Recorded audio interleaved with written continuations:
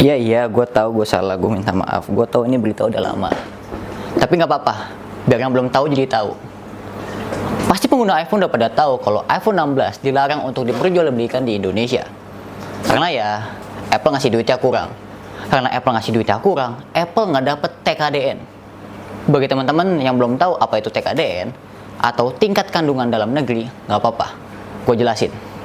Singkatnya, kalau ada produk yang mau dijual di Indonesia, itu harus ada kandungan, komponen, material, elemen yang berasal dari Indonesia. Jadi nggak semuanya itu impor. Soalnya kalau semuanya impor, nanti yang diuntungkan cuma penjualnya doang.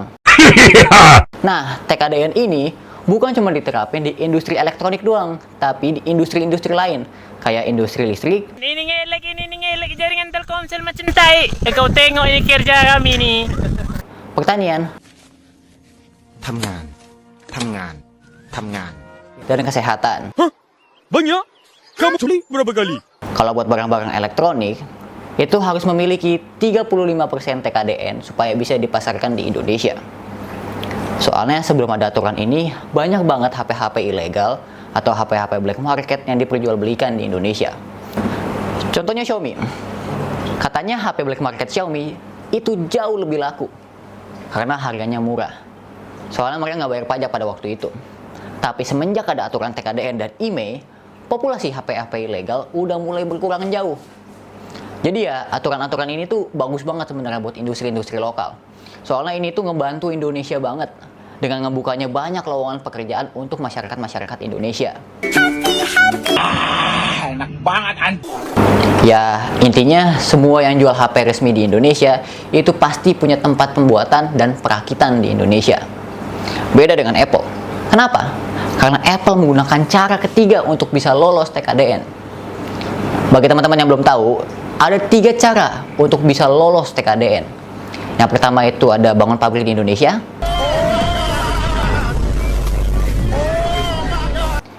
Kerjasama masukin software lokal ke HP-nya.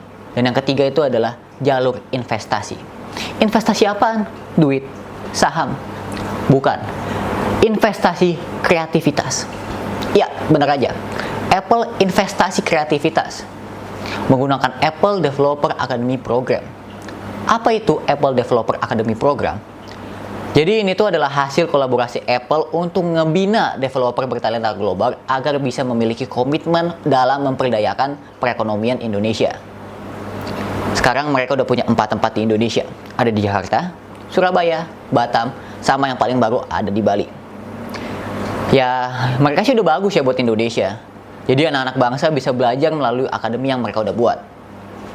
Tapi kenapa iPhone 16 masih dilarang? Ya, karena kalau misalnya mereka mau nambah barang jualan, investasi yang mereka lakukan juga harus bertambah. Jadi sama-sama sepadan. Yang satu nambah, yang satunya jadi juga nambah. Nah, katanya Apple udah mau komitmen investasi di Indonesia sekitar 1,71 triliun. Tapi yang baru dikasih cuma 1,48 triliun. Ada selisih 240 miliar yang Apple belum bayar ke Indonesia. Pertanyaannya ada di sini. Kenapa belum bayar? Karena 240 miliar itu kan hal kecil untuk Apple. Tapi ya, apapun yang terjadi, semoga Indonesia selalu tetap tegas dalam aturan ini. Soalnya kasihan sama para kompetitor-kompetitor yang lain yang udah rela bangun pabrik, masukin software-software lokal, memenuhi syarat IMEI dan TKDN. Jadi ya, supaya bisa adil aja. Sekian, dan terima kasih. Bye-bye. Oh, udah kelar. Legend ini ngelek jaringan Telkomsel macam tai. Kau tengok ini kerja kami nih.